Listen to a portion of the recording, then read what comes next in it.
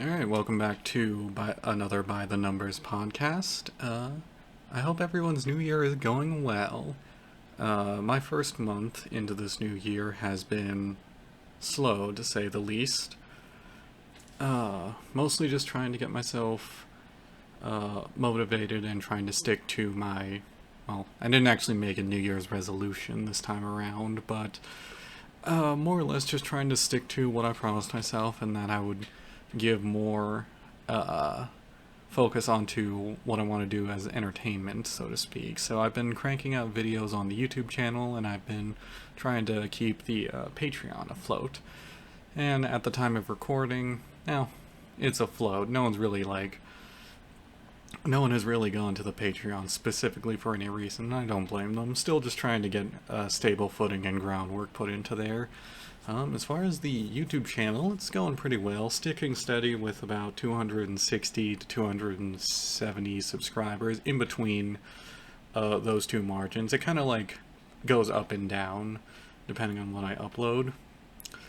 And then, speaking of uploads, I'm sure people who have read not by the numbers, the Hourly Creations newsletter should have a good enough understanding of what kind of videos will be coming out within the next few months. And yeah, if you're ever curious about my production, usually I will post it to the community page on the YouTube channel itself, and that'll usually be in the form of a link back to the Hourly Creations newsletter. The newsletter is free to look at and download. It's usually in the form of a PDF file, so don't feel like you're committed to anything. It's really just there to be informative, and that's about it. I have to say, part of me is worried for the future because, well, there's a lot of strange stuff going on around us right now, and, part of the nihilist in me feels like, oh, there's no real point in planning for the future if the future is so tumultuous. But then the activist in me is like, well, that's why you invest in the future, because you get to be you have the power to make it so your situation is not as shitty as it is right now. So yeah, it's the duality of my personality where I am both a nihilist and an activist. I'm trying to be more of an activist, or at least a pro-activist, within this next year. As far as like ideas I've had floating around, it's actually like one idea I've had was actually based around my friends and I's like sort of end of the year celebration. So on the 30th of December, we usually try to get together in solidarity, mostly just hang out and shoot the shit, because most of my friends are kind of scattered to the wind right now, so we try to hang out on Discord as much as we can. And this past year, on December 30th, we actually hosted the first ever Foggle and Friends award show, which was basically just a celebration of our interests. So we had like categories for what we thought the best movie of the year was, what the best game of the year was, even had like a whole Christmas special planned, centered around Lethal Company. And I'm unsure if my perspective of that has come out yet, but it probably is public on the server. My friend made the actual video regarding the Christmas special, but that is privated, unfortunately. Yeah, I have my perspective out there that has both stuff from the Christmas session and also other stuff. I digress. And then additionally, there was also something else I put in there called the Foggle and Friends Ultimate Simulated Tournament, which is a totally accurate Battlegrounds video that I did.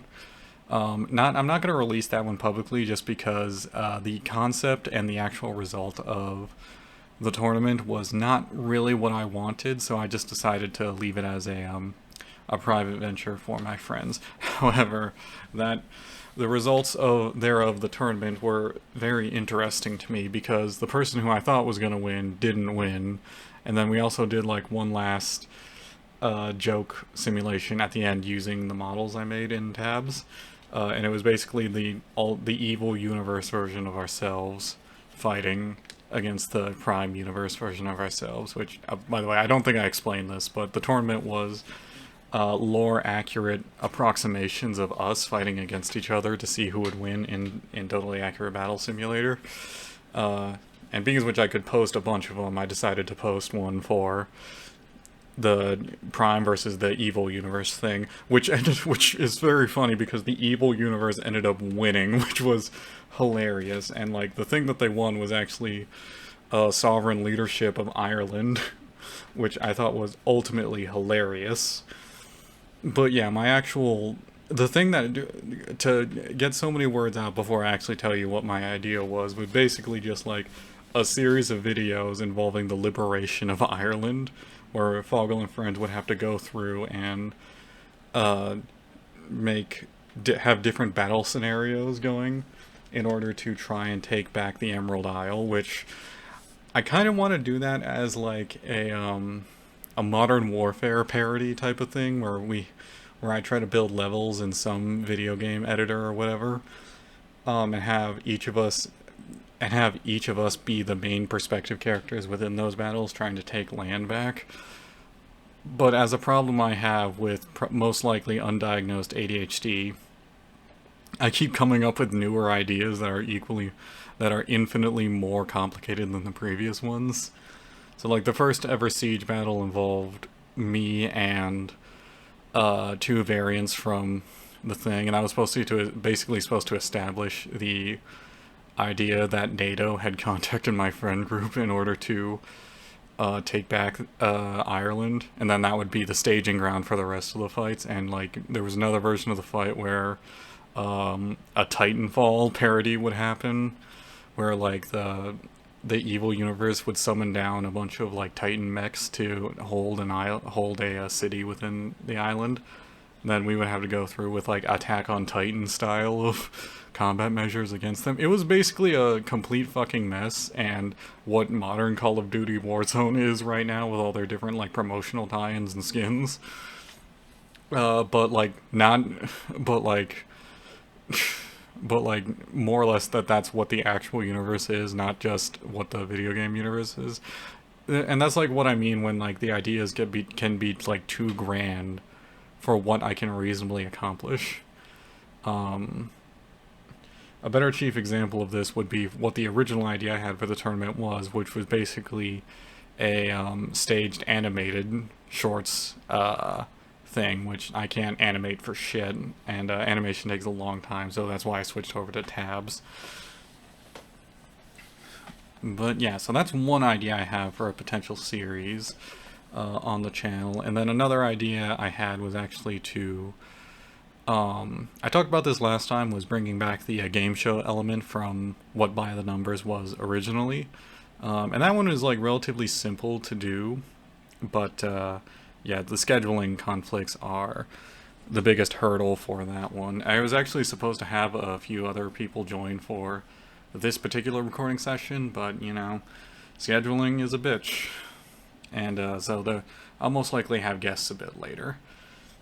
Another sort of idea I had was either for a Payday series that I wanted to start up again, or more Lethal Company stuff.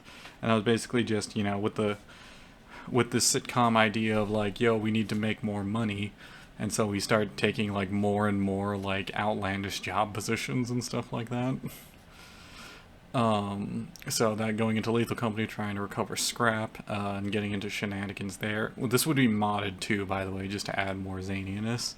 As well as for Payday, it would just be, you know, robbing a bank, because Payday is already super zany. I don't know what the modding community for Payday 2 actually is like, but I'll have to look into that, I think. And yeah, part of me worries that I get too into my head and I overthink a lot of my productions, in which case they just never reach the point of fruition that I actually want them to be, and the products I actually come out with are lackluster because I compare them to what's in my head. And like that's the biggest criticism I have, I feel like, is that I compare myself too much to, well, myself, and at that point it kind of falters a little bit.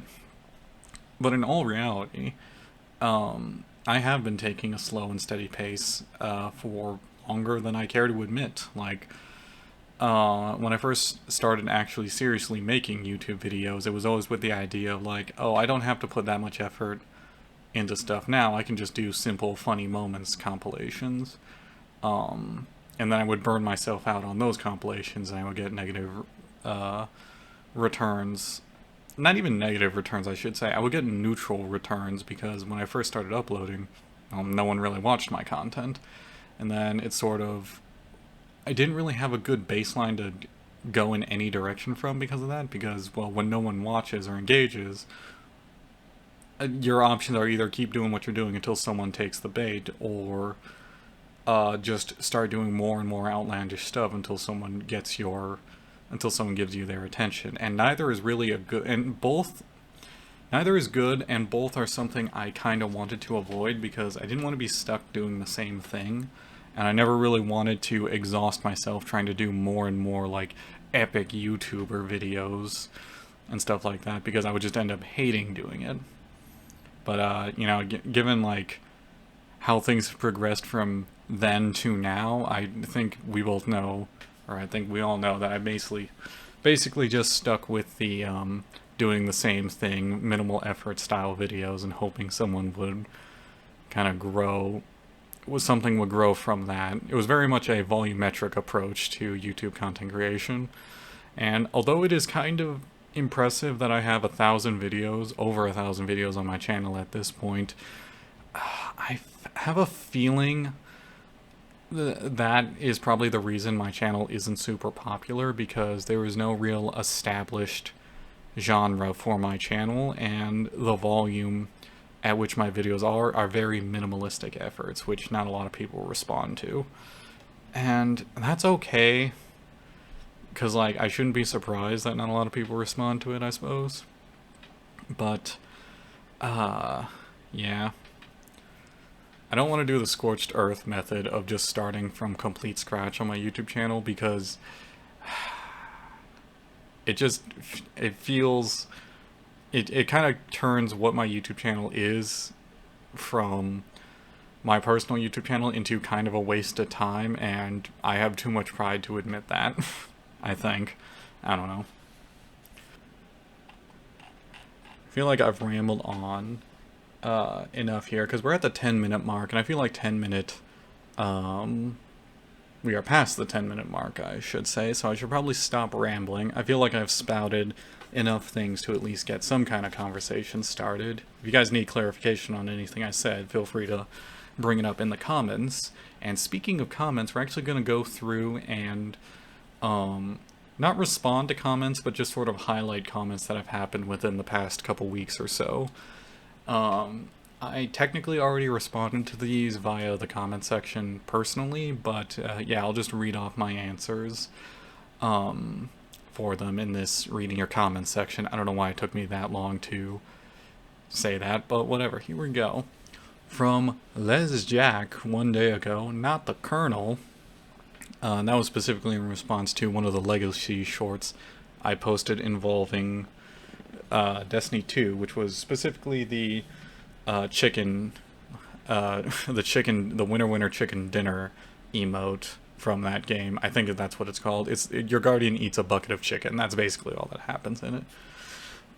Next up, Little P Mama E, with 2 comments here actually, or 2 comments and a reply. First one from 3 days ago. Keep up the good work on your videos. Thank you. I will hopefully try to.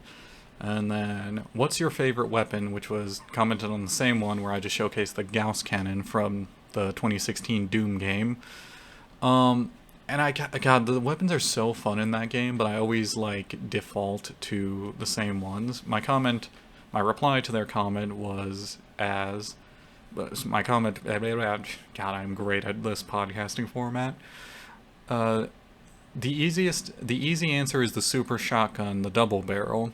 The chain gun, though, I must admit, is probably my favorite gun in the 2016 version, especially so with its upgrades, with this is not English that I wrote down, with how the upgrades work. They just add so much more fun to me, because I kind of like I like spraying bullets indiscriminately into down a hallway. And that's super fun for me. And then the double barrel shotgun on its own is just pure stopping power in most iterations, and I love it. And Little P Mama E responds with, I'd say the chain gun is also my favorite, but I think the middle mobile turret is a lot more useful than the other mod, and I can agree with that. Because the other mod basically makes it so you can't, like, actually, yeah, no, the mobile turret allows you to just hunker down and just spray as many bullets down a lane of fire as possible. Whereas I think the other mod in the 2016 game is just a shield, which, you know, if you like absorbing damage, that's great, but personally when I play that game, I feel like you should just be constant damage output. And then going in 3 weeks ago, this was a fun raid from Viverse 9109. This is in response to a short from, a legacy short again, from the Guardians of the Traveler series, where we specifically play the Scourge of the Past raid, which was probably one of my favorite raids. We definitely played it a lot in our group, and that was mostly due to the Sparrow riding section. Yeah, and that's basically what I commented back to them. On the same video, Felix Fang 6, I missed this raid. Me too, buddy. Yeah, Scourge of the Past was great, and I feel like it was a lot of people's favorite. Another Legacy short. Legacy shorts, by the way, I don't think I clarified. Those are just videos that I made in the past before I actually figured out the YouTube short functionality. And I'm just sort of like retroactively making those into shorts for YouTube, because on the one hand, shorts are a great way to farm audience views, and they're a great way to sort of get your videos out there. I just wish it was easier to create them, because you can't do it on desktop. You have to do it on a mobile device, which is just my least favorite thing to work with, because the mobile interface is god-awful. And yeah, so the Legacy Shorts are a way to sort of promote older style content, as well as allow for more like free advertisement for the channel that technically isn't an advertisement. Star Dream Mix 786 with a comment on one of the strikes in Destiny 2, one of the earlier strikes from the God, I forgot the name of it, Curse of Osiris DLC, the original. Yes, the laser pointer, good times. Yeah, it's funny to me that this is in reference to the end boss of one of the Curse of Osiris strikes, and it specifically is the boss that I never actually did the mechanics of that strike, because I joined at a time where I was already out damaging everything in the earlier DLCs for Destiny 2. So by raw damage output alone, I never figured out what the actual mechanic for that strike was. We would just destroy the thing in an instant and be done. On the same video from Danky5920, with the comment, I miss this. Yeah, we all miss Prime Destiny 2, because it is far and away not what it was. And then Danny Ike 9697 with, wow, this is old. I remember having a lot of hard times trying to get this one done. I refer you back to my my earlier statement where I joined when this was the easiest shit ever. And then also on the same video, we have Enumos with just the crying, laughing emoji a bunch of times. Yep. Skibbity Rizzler 250 with bro thought he escaped, which is also in response to the Legacy short video. These are all from the same video so far. And basically what happens in the video is I throw a Nova Bomb that has like tracking on it, so it's supposed to lock on and follow a target, but like the boss in this strike and my Nova Bomb were going at the exact same speed. So they would just kind of follow each other around the thing until one of them stopped, which was just hilarious in the moment, yeah. And then Ryobi, oh how I missed this level, yeah. And then I want to play, sorry, this was from Isaiah Q10. I want to play the OG stuff, recite. I want to play the OG stuff, recite. I want to play I can't fucking read. I want to play the OG stuff. Recycled is okay, but I want to play the one I played years ago. And that's kind of why I moved away from Destiny 2. Well, one of many reasons is once they started like taking stuff out and putting it back in, it was never to the same effect that it was originally in the game. And actually, this is my response to their comment. Same, I've always been okay with recycling content, but sometimes you just need to retread to feel better. And like, if they had literally put recycled content into the game, but still allowed you to replay the version that they were originally recycled from, I would have been okay with that. But, you know, through various reasons, they didn't want to do that. Internet hacker 1440 with a quote, which I'm assuming is the quote from the boss. I'm going to try to read this verbatim. Get this shit off of me! Yeah, that's basically it. Moving on. Day the Jester with, I still have the ship that was exclusive from this specific Nightfall. Good for you. I never got that ship because I didn't play Nightfalls, and by the time I didn't play Nightfalls when I first started Destiny 2, and when I actually started playing Nightfalls more consistently, they removed the fucking strike from the game, so yeah. Still on the same video. This video got a lot of traffic, which I'm okay with. Sergeant Valentini, lucky bastard. I don't know if that's in response to me, the guy who threw the Nova Bomb, or the boss, someone who, like, partially avoided it. Saber Man 3392 with, boss was like, psych, then oh, which is probably the perfect way to describe, this video. And then Lorenzo Denise 2742 with his comment on this video, on the same video again. So the Echoes strike are recycled from this. Always surreal to see the original version of something while you are familiar only with the later version, which I actually, like, when he commented this, I was very shook, for lack of a better term, and that was basically like, oh yeah, there are people who played this game that never played the original version of this of Destiny 2. And then again, I reinforce this comment with a reply of, I've always been okay with games recycling things, but eventually the stuff they reincorporated from my prime didn't hold the same charm as it once did. I'm glad the game is still kicking around overall, I suppose, which, yeah, I don't know, depending on when this releases, that may not be the case, because I think Destiny genuinely is on its downfall now, and I say that from the outside looking in.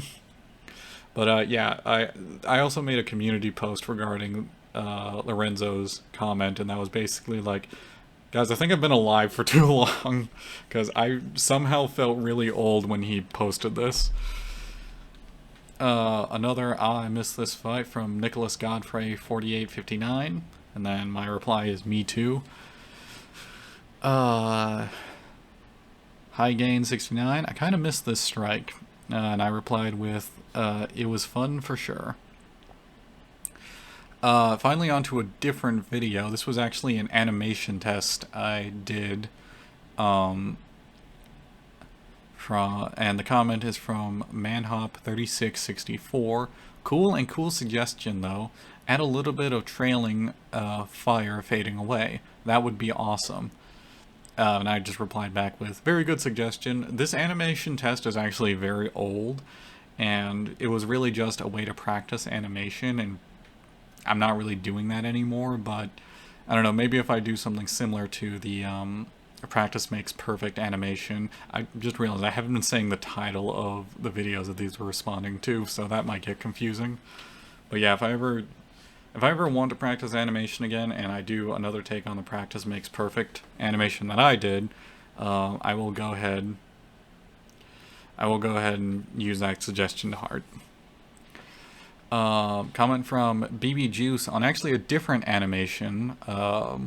This one is on the Your Wish Has Come True animation gameplay composite, which was something I wanted to do for a long time, but never found a practical way to accomplish it on more than, realistically, one video. And their comment was, how did no one find this? And my response was, I blame our marketing team, personally, which is kind of true. And then this is on a YouTube short that was basically a time-lapse illustration of a drawing I made for my friend who beat the Elden Ring DLC. And this person says, this is amazing art. This person's name is big_sash. And they say, this is amazing art. And I reply with, thank you. And they say, nah, thank you. I love seeing Elden Ring art.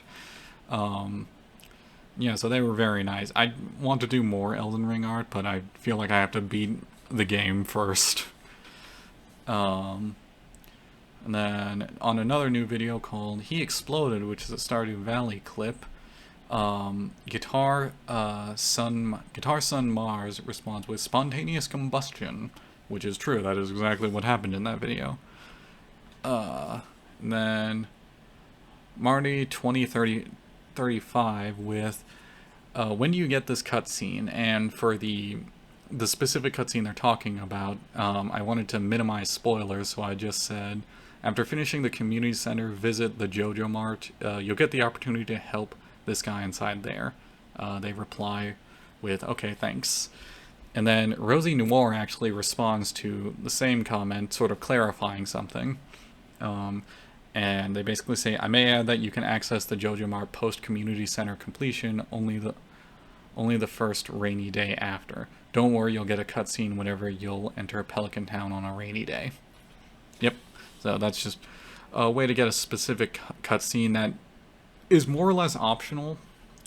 Because, like, you don't technically have to do that, but it just adds more playability to a game after you do the main quest. Paranoic, on another Doom video. And this is basically in... oh yeah, this was a clip of me complaining about, like, certain things in video games. I'll just read the comment. This thing annoys me so much. In Horizon, there are like a huge hole in a wall, like twice the size of the character, but you have to do a 20-minute puzzle to get the collectible on the other side. And in my video, basically there is a section where there's a hidden crate. I say hidden, you can clearly see it. And the crate is like behind a bar cage that has like very wide bars, like they're spaced out irregularly, but they're like probably like 2 feet apart. And you're telling me Doom Guy can't reach in there and fucking grab the item?